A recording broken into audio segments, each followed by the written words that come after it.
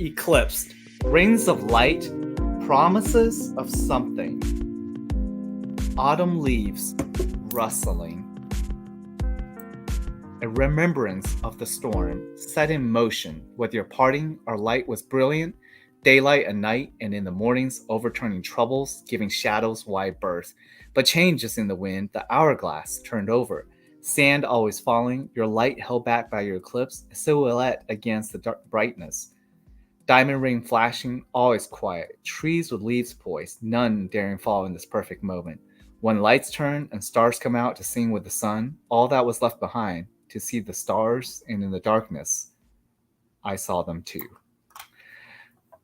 Wow, that was kind of emotionally dramatic, which is how I feel sometimes these days. Wow. I cannot claim credit to this, but I kind of figured this is apt in that the autumn leaves. Okay, depending on where you live, there may be some autumn leaves rustling, and it's like the times are changing. Wait a minute. What is this? What are we watching? What is this? Okay, seriously, this voice in the background is asking what this is. This is called SG2. He wants to know what the voice in the foreground is. Voice in the foreground is me.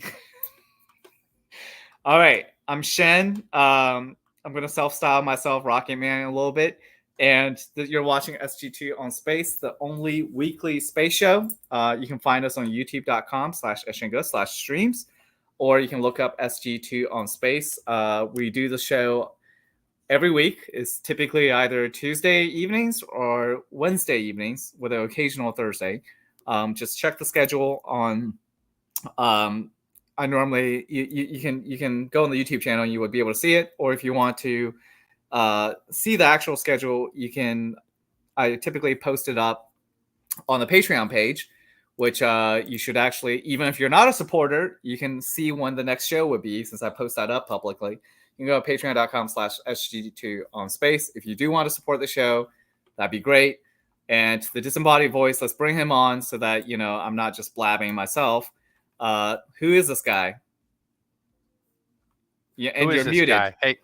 Yeah. Hey, Shen. This is a local hominid investigator. Oh, I didn't put that there. You put that there. This is a relic from the end of the last show. So okay. It just ended, which could be a semi-permanent title. It is sort of what I do. Yeah. So you're an investigator of all sorts of things that have to do with these bipedal humans. I'm a curious character, yes. And I'm an observer on this planet. And the poem was really good. I enjoyed that poem. So, yeah. Yeah, I mean, I think, in a sense, it was not scientifically accurate, but who cares? I mean, poetry is supposed to carry its merits through just playing with words and some literary descriptions. The reason I brought up this poem, though, by the way, I do have to say, Dr. Leonard Kramer, been on the show for a while. You're looking pretty good. Nice headband, all that stuff. This is episode 192, where we have a solar eclipse.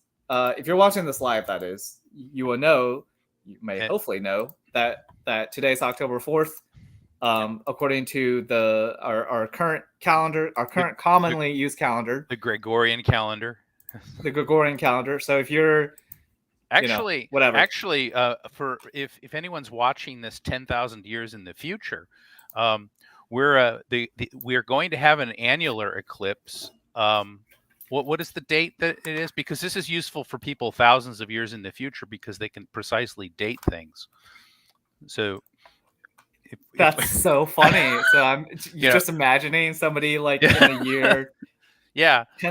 12,023. That's right. If they're still using this calendar, looking at this show and be like, if man is still alive, if woman can survive. I can't even imagine what would be like at that point. We probably don't even look like humans. I mean, I don't know. Oh, I don't know. I think robots will rule the earth then. So that's so anyway, today is October Yeah, today's 4th. October 4th, and there's going to be an annular eclipse of the sun on October 14th in 10 days. And it will be, I don't think that we're directly under it where we are in Houston, but you can check the internet. It starts in Oregon around 9, about 9:15 in Eastern, in the Western time zone, and it ends here in Texas around noontime. So get out there and look at it because don't look directly at it. You need some. Here. Yeah, here. Here. Okay, yours is way cooler. Yeah, this is number 11 welding glass, and they're on my they're on my steampunk. So the problem with these glasses is that if you wear them, you literally can't do anything else. Well, that's true. You can't really see anything. And unfortunately, with this eclipse coming up, actually everybody knows what an eclipse is, right? I sure hope so. But what is it? Well, it's when the moon passes in front of the sun and partially obscures the sun. Sometimes, as in this solar eclipse. A solar eclipse is like that. I think that's what we were going to talk about. Yes, we are. Go ahead. So it obscures the sun, so the moon passes in front, and they're very interesting and very spectacular. This one you're going to have to watch through the welding glass, because even because in this particular case, the moon is at a very high part of its orbit, and so it's at perigee, and so it doesn't occlude the entire disk of the moon. So it will not be nearly as spectacular because even a little bit of the sun still is very bright. So in April of next year of 2024 for our friends that are listening in the future in the 1200th century or the 1000th century. April 8th, 2024. Yeah. Now this is what we're looking for. And look at this cool little thing. Isn't that interesting? Cool. Yeah. Where's the sun? Yeah. Oh, obviously the side that's lit up is the sun. Yeah, there you go. That's the sun the bright thing, the big yellow ball there. So you're basically saying Yep. And you have to check the internet, and it'll tell you where it is, But where we are here in Houston, in Texas, it's not gonna. I don't think it's gonna be directly over Texas, but we just have a few hours to drive to get to under where it's gonna be total. And I saw the eclipse in. Go ahead. What? Go ahead. I'm loading up the software. Mm-hmm. Yeah. So eclipses have been feared in human history, and it is sort of if you do ever experience it, there is something primal about it. It's undescribable.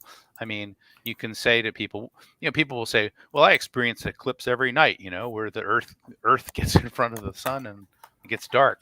But when it's midday and the sun is shining and there's no clouds anywhere, and suddenly it gets, well, not suddenly, but over the period of a few minutes, it gets completely dark, and you look around and the birds it's absolutely stop. Remarkable, is it not? Yes. Yeah. So I saw the one back a few years ago. It's like all the insects started chirping at night. That's the right. crickets, and then all the birds stopped singing. It was surreal. It was surreal. Yes, I agree. And the stars come out, and you can see the stars, as Eddington did in 1919 to demonstrate to prove Einstein's general relativity. So, So when is this happening? October 14th? October 14th is the annular eclipse. Annular means that the sun will form an annulus all the way around. So But wherever you are in Texas, in this, you'll be able to see some part of the sun occluded. And I would use a pinhole camera, or not a pinhole, but just take a piece of paper and punch a hole in it, and you can see it. Okay, let me share my screen. I'm using this astronomy software, which is kind of cool, that I like, called Cosmographia. Oh, I haven't heard of that one. You have not heard of that one? No. I kind of figure this is. I actually use this for work sometimes as well for visualizing trajectories. But let me see if I can. How do I do this? Stop the screen, present, share. Here, you Come stop. on. Here we go. Here, Cosmic for you. Do you share? Do you see it? I do. You see it? Yes, it's awesome. You see it, right? Uh-huh. This is cool. All right, so here's a velocity vector of the Earth. Here's, I don't know why I need a body fix from. Let's just say I do. Okay, we're not. Okay, that's the moon right there. You see the sun and the moon? I do. Sun's that way, moon's that way. When does the eclipse happen? UTC time? Um, Do you? it's See if I can just in see if I can visualize I it. don't know UTC, but Central Daylight Time. It's in Texas. It's around 12 just before Okay, noon. so October 14th eclipse UTC time. Let me see. UTC time, it happens at maximum eclipse at 17:59:32. So let's say if it's 17, here, I just typed this in 17:59, which really is just 1800, right? Yeah, just about. Okay, 32. Okay, all right. So it kind of looks like it's there, sort of, according to this. It's really hard to. Doesn't really have any shadow blockage though. Yeah. In the year 585 BCE, the mathematician named Thales, he predicted an eclipse. He didn't have a computer. How did he predict one? It's uncertain. It's uncertain that he actually predicted that. There's a story about a war that was going on, a long war that had been going on between a country in Turkey, in what's today Turkey, in the Anatolian Peninsula, called Lydian, and the Lydians and the Medes. They were fighting a war, and suddenly the sun went black. The sun went out, and they looked up and they said, "We better cut it out." And and it ended the war, because they thought that the gods were angry. Yeah, right. But Herodotus wrote that Thales predicted it, and modern our modern calculator, we're not exactly sure whether he did or not. I know that they were able to predict eclipses to a certain extent, but not with great accuracy. They knew about certain kinds of periodicities that were associated with the eclipses. Today we have computers and we have very precise control over the physics of things. Yeah, I mean, like the software, for instance, if I can get this right. This is well, Edmund Halley predicted an eclipse. He started making maps and predicted an eclipse. Look at this. This is perfectly anti-parallel to each other. That means the moon is freaking blocking the Earth-Sun vector. That's what's happening on this day. That's what happens. And that happens. That's actually a phenomenon called, I think it's called a Saros cycle. In other words, the sun and the moon get into an alignment like that, and then another one like that will occur in approximately 18 years. Really? So if we go 2042. Well, I don't know exactly. It's approximately 18 years. It's not exactly 18 years. I don't know. You'll have to look up. This is called the Saros cycle. Saros. It's a term that was introduced by Edmund Halley in about 17. I don't know. When he predicted this, he was studying some Greek and ancient literature, and he saw reference to this thing. Actually, it's medieval literature, and he saw reference to this word called Saros, and it goes back to the Chaldeans, who were something like Proto-Babylonians. That's kind of makes sense. I mean, so yeah, you can see how this works. But I don't. 18 years. I mean, I can say, okay, this will barely show any movements. All right, I'll look at it. Anyways, I'm done. Saros, Saros. It's 18 years 10, 11, or 12 days, depending on the number of leap years. Or Okay. 6,585, 6,585.3211 days. That's a very mystical sounding name. The Saros. The Saros It can be cycle. used to predict eclipses. Not every, well, different eclipses occur on different Saros cycles, so there's many of them. But that's the time it takes for the Earth and the Wow. Moon to realign. I guess I will. Let me see. I can show this thing. Mm-hmm. The Saros cycle. That's what you're saying. Yeah, I thought this ought to be educational. So, it should be. Yeah. Here. In 1868, there was a guy named he was a French guy, Janssen or something. Jans. He was French. Okay, in I think 1868. The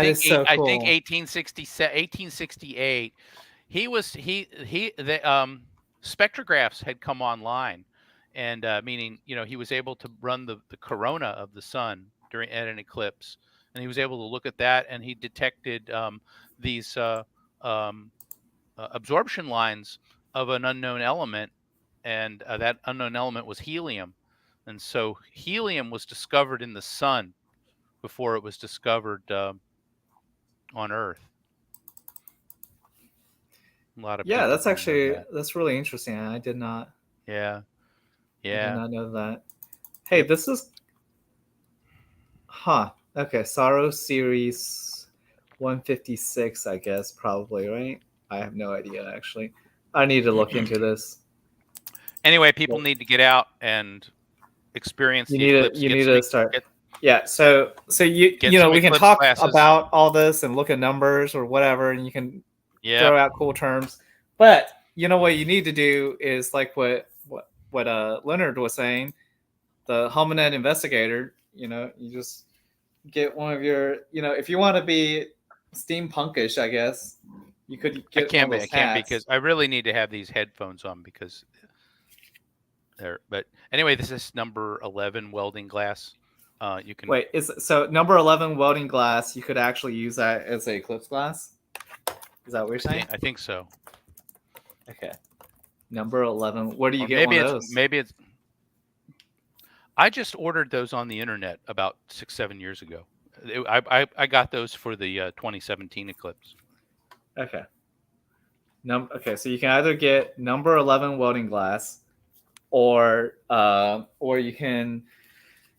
Wait a minute. You're lucky enough to. Yeah, you can get those, right? NASA gives you these out if you happen to be close to where NASA is. They give these out to you. If not, well, you can. I'm sure you can find. Good. These are. It looks flimsy, but since it's approved by NASA, I'm going to trust it. They'll be fine. So, instructions for use is wear these glasses to protect your eyes from solar radiation anytime you look directly at the sun or its reflection. Do not look at the sun. Or else. Okay, so even wearing this, you're not supposed to look at the sun? No, you can look at the sun. You can look at the sun through those, but don't look at the sun with your eyes, especially it's you. Yeah. Yep. It's a fashion statement too. So anyway, I guess we're this is just a light show tonight, nothing heavy. Yeah, I'm going to say that is whomever this is said this is quite fascinating. And then is it? And then my friend Zach Wise, thank you, Zach, for I guess you have not seen the show in a while, if ever. So thanks for putting that. And then this other guy said I said it first. He said your point. So they're arguing. None. Uh-huh. What? Okay. All right, but on another thing, hey Alicia, thanks for pointing this out. NASA open house to public. At least here at Johnson Space Center, we'll have free solar eclipse glasses on October 14th. So if you happen to be in this area, so they're doing the open house on Eclipse Day. Is that right? Is that I think 14th? So. Yeah. Okay, that's perfect. I didn't know that. I happened to be, I think, going to the Houston Air Show on that day, so Oh, unfortunately, I will not be around. I have to tell you, I've kind of checked off the air show of things to do in a lifetime. Didn't really like Oh, it. really? Yeah, and Oh, I'm not gonna. Well, I guess I shouldn't say, but I you, it was you not a want good you for me. It was not a good customer experience. It was yeah. like, huh? Okay. I just didn't think that they were. I would do things differently. I would have better experience for the people who are paying money to come in and look at the planes. But a lot of people like it. I didn't really go since I try to go every year. I didn't go last year Uh-huh. because I was with the Intuitive Machines folks, and we just sat in the parking lot. No offense to any, that was kind of cool, but like I like the experience of actually seeing the airplanes up close. Yeah. But point is, so I'm gonna go with a few folks You this don't think year. people just go to those with the hopes that they'll see a B-17 crash? I don't I like, I don't think just people go there for that. I you But know you know hey, thanks Zach for pointing this out. it's my first episode in a while. I admit I almost forgot the solar eclipse is approaching us. Yeah, well, that's what we're here for. That's why we're here. I mean, that's a good Uh, reminder, right? Okay, so in terms of the physics of these eclipses, I think it's pretty obvious. it's Something goes in front of it. Yeah, it's kind of a hard thing to predict. I mean, there's a lot of math and a lot of physics Okay, in true. terms of what they call ephemerides of these objects. And people in ancient times seem to have been able to start doing it around 500 BC or so. I think maybe um, certainly the Greeks and the Babylonians, their neighbors, and the Mm-hmm. Chinese are all about the same time. Seem to have come up with around plus or minus 500 years around the year 500 BC. And they were doing it. Some people think maybe the Egyptians, maybe the Mayans could predict eclipses, but it's a challenge, and maybe not so accurate. They you can find there is a certain kind of periodicity, meaning over many years a certain series will repeat, but the problem is that the Earth is rotating, and that's hard to judge exactly where the Earth is going to be. And then the point where the eclipse is only about 80 miles wide. Of course, it It's stretches because along. of how small So the moon is. it's because the shadow of the moon kind of like focuses down to a point on the Earth. And it's only 70 miles. Now the penumbra is much bigger, so you can see a partial eclipse very much farther away. What's the difference between the Well, penumbra? because the light the shadow sort of focuses down, and you will the area where you will see a total eclipse because of the angle that you I don't know how to explain it exactly. As you traverse that circular point on the Earth, you're seeing one side of the sun, and then when you get to the other side of the shadow, you'll see the other side of Does the this sun. help? Yeah, like that. Okay. So Yeah, look at that. That's a you need to moon. draw a picture. So that gray area is very large, and so hundreds of millions of people will be able to see that. But the That's point interesting. yeah, but the point where the sun is total is only about 70 miles. And so you have to go travel, and you have to make reservations, or prepare to camp out, or Yeah, or because like I get it. Like the uh-huh. umbra is like total shadow, right? Yeah. And that requires the entirety of the moon blocking Yeah. every single And source of light from the sun. and in the case for October 14th, the moon is actually going to be far enough away that that that the umbra doesn't even touch the Earth. So it's actually there is no Umbra. spot on the Earth that's completely dark, because it's an annular eclipse. So imagine that picture with the moon kind of backed off away from the Earth a little bit more, so that the point where its shadow comes Oh, to a okay. point The is shadow point is yeah. like outside of Earth, basically. Yeah, If you yeah, imagine yeah. the intersection, right? It's above the Earth, It's so in you won't space be able to above the Earth. so you won't be able to see So, the in sun other in words, if you totality. want to see the Umbra, you need to get yourself a spaceship, get off the Yeah, planet, and go head towards the moon. that's right. Yeah. So So that's one way to do it, yeah. I guess. So they're related to lunar eclipses, and I wouldn't be surprised if 28 days later that there wasn't also at least a partial lunar eclipse, because the Earth and the Moon are the Sun, Well, Earth, and the lunar Moon are in that eclipses line. are a lot more common, though. Well, they're actually not more common. It's just that Oh, they're not? they're easier to see because everybody on Earth can see the Moon, but not everybody on Earth can see the shadow of the Moon on the Earth, because the shadow of the Moon on the Earth is only something like 70 or 80 miles in diameter, whereas the shadow on the Moon is visible for everyone. So we experience lunar eclipses much more often than other times. Makes sense. The lunar eclipse is often, we might as well talk about lunar eclipse. Lunar eclipse is often, it's like the the the the times I've seen it, the moon kind of turns orange, Yeah, and why does that happen? well, that, you know how when the sun is setting, you see the sun kind of, it has an orange color.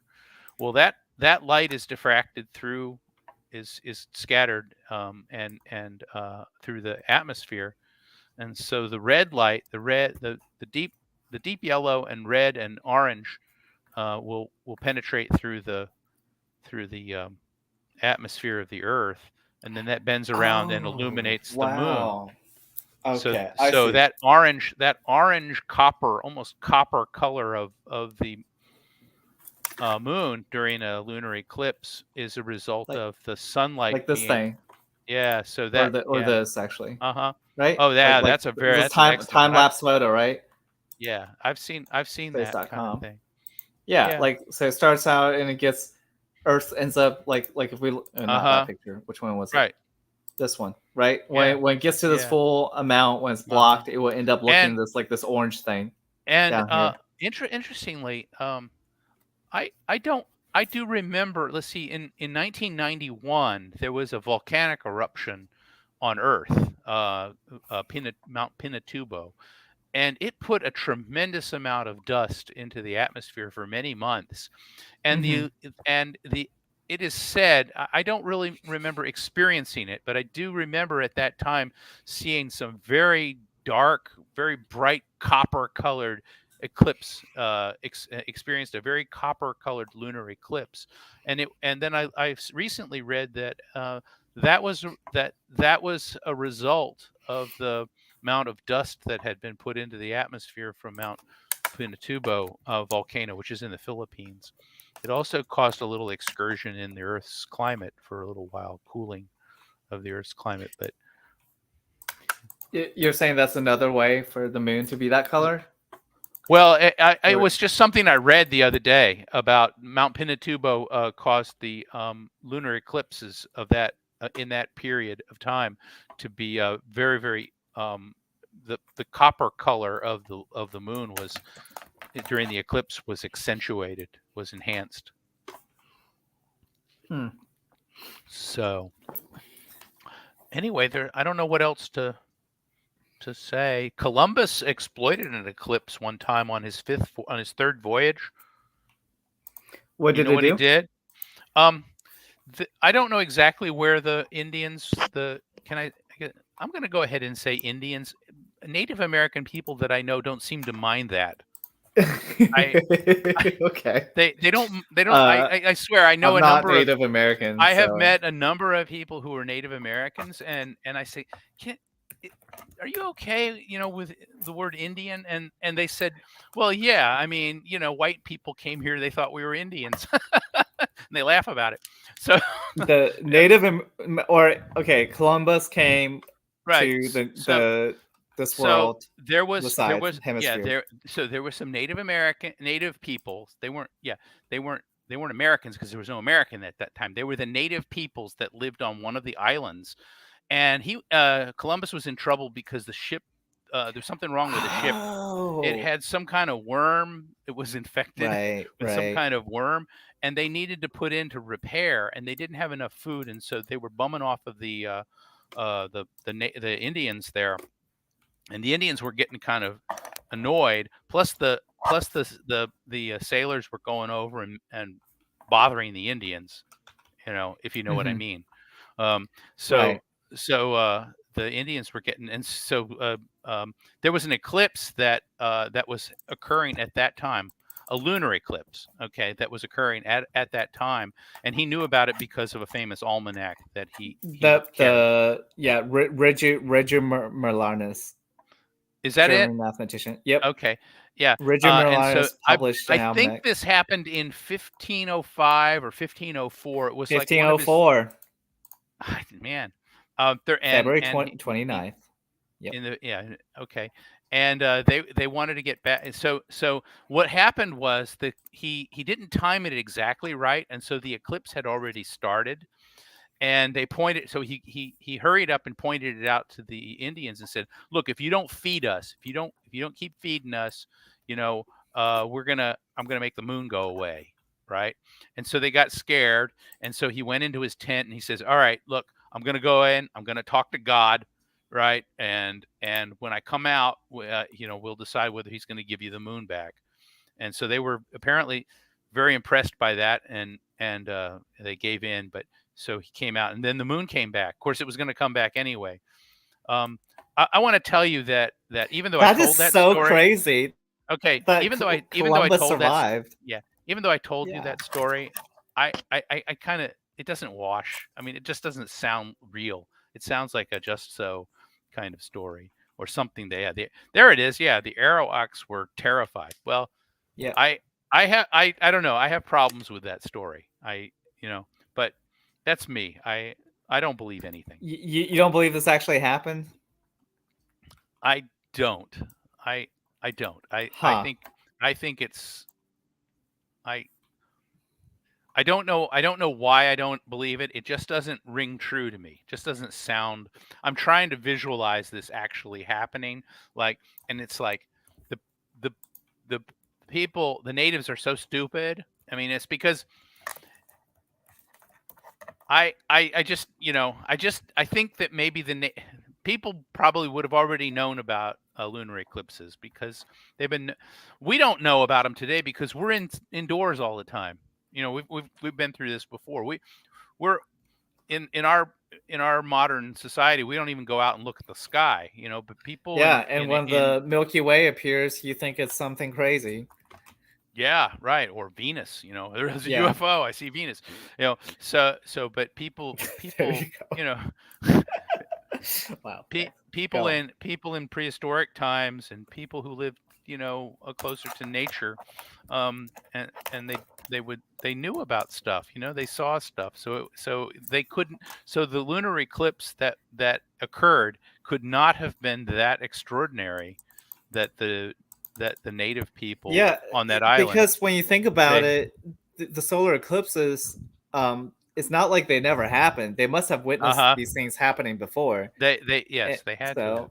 So, So yeah, that's why I have a little problem with the story. It sounds what they call just so. It's like, look how smart I am, white man, and look how dumb you are, native man or native people, and I that's right. what so that's what I think. Okay, so I'm rather curious for anybody out there who actually knows about, I don't know, the airwalks or just I have don't some more know. knowledge of Native Yeah, American or Indian if you're going to be less appropriate or whatever it is. Uh, I tell you, I've talked about. but I, the whole point it, is, what is the level of science or understanding that is required where it's not relegated, it's not regarded as something dangerous or the end of the world, but rather just another day or maybe some kind of well, special event. Well, it's true. Solar eclipses are rare enough and difficult enough to experience that, one person, many people will never experience one in their entire lives. And I've experienced one once, and I had to go to extraordinary circumstances to do that. I mean, I had to travel, not extraordinary, but I had to do something in order to experience it. So the solar eclipse is definitely a more profound and more um, it's a more profound experience. One of the things I observed with the 2017 was it was an interesting phenomenon, and I've forgotten what it's called. But if you look at the ground as it's reaching Mm-hmm. a totality, the the the shadow, there's lineaments in the shadow that are shimmering on the ground as it approaches totality. And I'm not exactly sure what that is. I have heard other people discuss it in terms of an interference pattern that is associated with the the sun's light actually breaking over the edge of the moon, or it may have something to do with the atmosphere. But it was definitely something that I observed. You're saying you And could see the it was was on the ground, on the sidewalk. I looked at the shadow of the the shadows as it was approaching totality, and there was a shimmering kind of, almost like a lot of snakes, or a lot of yeah, I snakes see that what were you all mean. okay, and not a scary thing, but just a very interesting phenomenon. And I don't know I don't know what the physics is that created that Oh, phenomenon. I I actually I found it. They're called shadow bands. Yeah, I Here, think, yeah, I here. did do a Well, little I bit of mean, I'm research just on it. looking at right before And a total eclipse, little snake-like shadows will appear to slither across the ground. is it using the According word to snake NASA, there? yeah, Sn- little oh, snake-like okay. shadows. According to NASA, scientists aren't completely sure why shadow bands happen. Many scientists believe that they're caused by light from the eclipse being focused and refocused through cells of air in the atmosphere. I I don't know, because it seems to me that if that were it, then you would see something like that when you see a light in the sky, or we do see starlight twinkling. So maybe it's the same phenomenon that causes starlight to twinkle, but These things. the planets don't twinkle. Okay, so, and also, if you have, like, if you look at a the light from a satellite that's overhead, it's not doing, I'm inclined to think that it has something to do with the light that's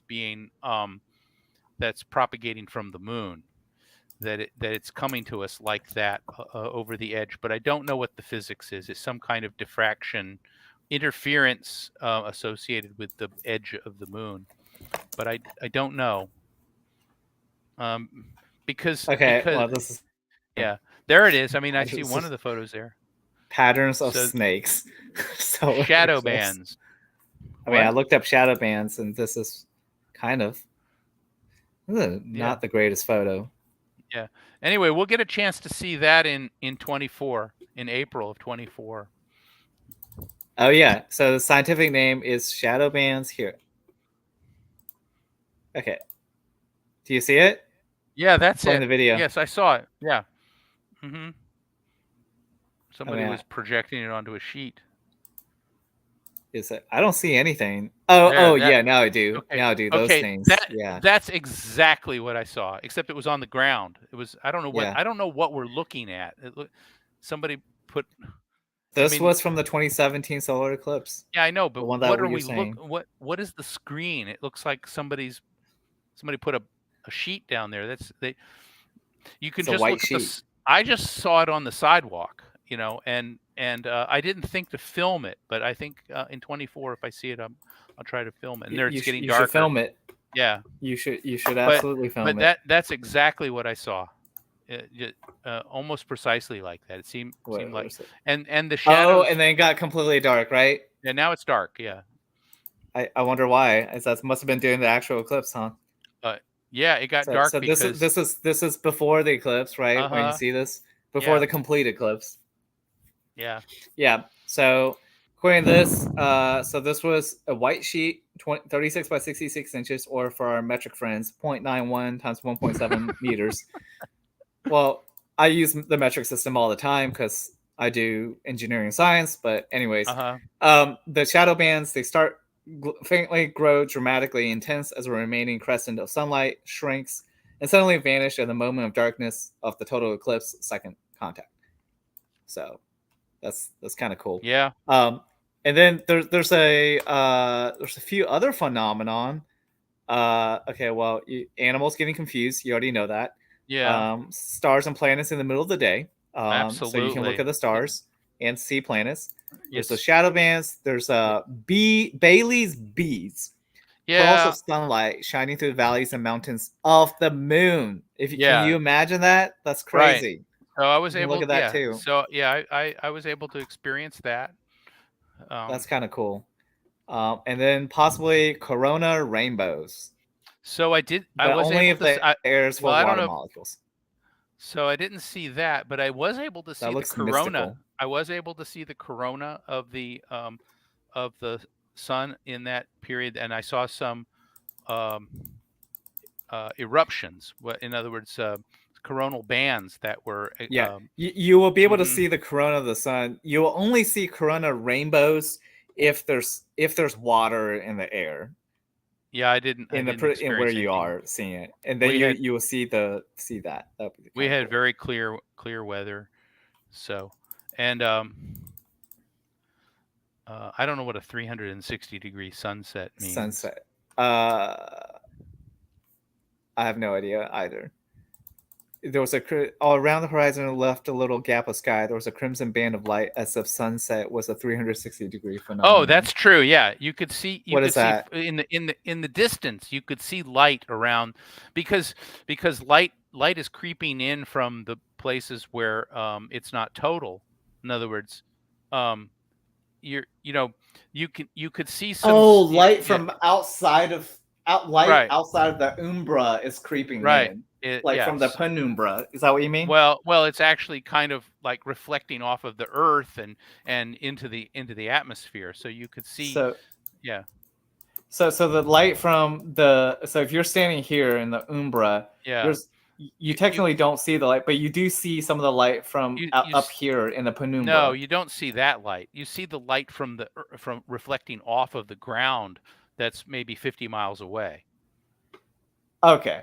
So, Okay. So yeah. outside of the umbra, light that is reflected, say like over here somewhere. Yes, right. You don't see Okay.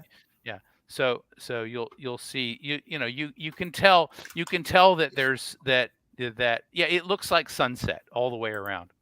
I did experience that. And I experienced the I experienced the bugs, the cicadas going silent because it was in August and birds were freaking out.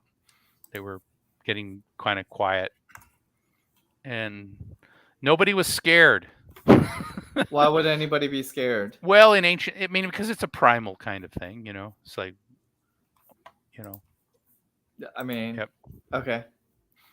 That's a fair point, I yep. guess. Here, let me, And in ancient times, people were scared because they didn't understand what was happening. But today we know we kind of have a pretty good we know handle on what's perfectly. yeah. So here, let me see if I Mhm. can put up this video. Does it show? Is it showing? I have no idea. Is it showing now? Yeah, yeah, yeah. So it's 2017 eclipse. So 360-degree sunset from drone. I guess somebody was setting off fireworks. Yeah, Cool. yeah, yeah, I experienced that. Oh, literally, it's sunset everywhere. Uh-huh. That's It's that's a crazy. cool phenomenon. Uh-huh. Wow.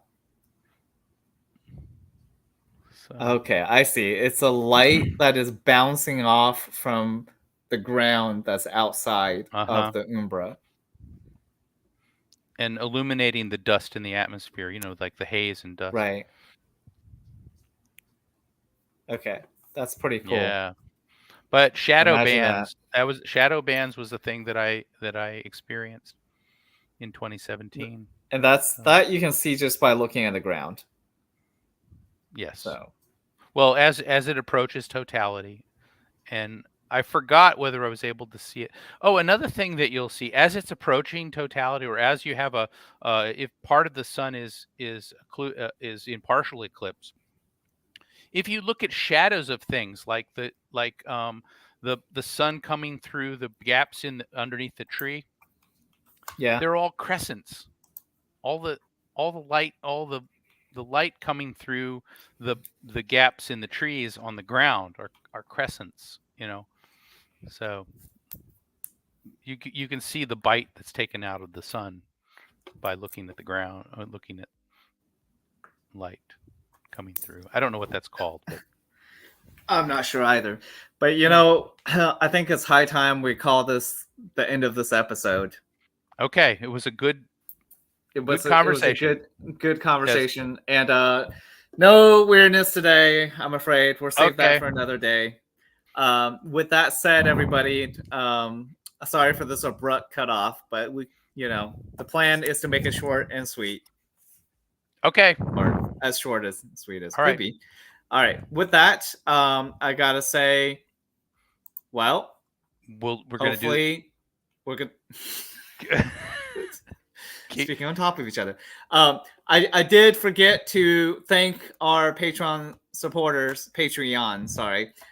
So let me thank Kyle Baker, Sam Welsh, and lastly, the producer I had for 2 years, Atum Ra. And of course, you can support the show on patreon.com/SG2 on space. And we'll come back next week. As always, you can go on youtube.com/SG2/streams. Like, subscribe, share, do all that cool stuff. Send links to your friends. Ring the bell. And Spotify, you can find it there.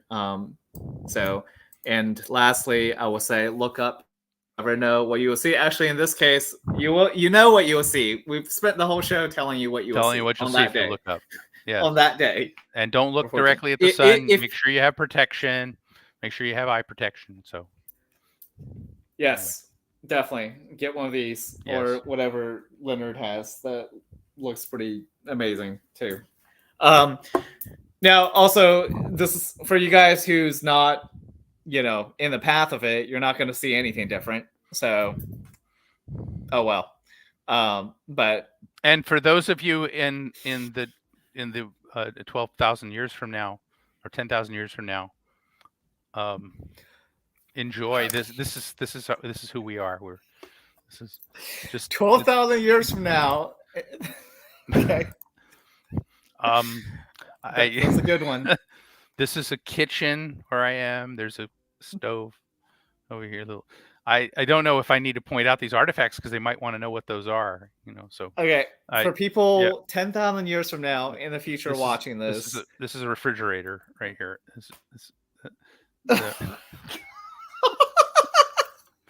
We use it to keep things cold. It uses the refrigeration cycle. So I just I feel obligated to to leave an artifact for people 10,000 years from now. Anyway, let's go. Okay, that's all. And all right, take care, everybody. Good night. You just had to end it like that, huh? All right, good night, everybody. But all right, why am I doing this? Oh, well, I'm copying you now. All right, good night. Shalom.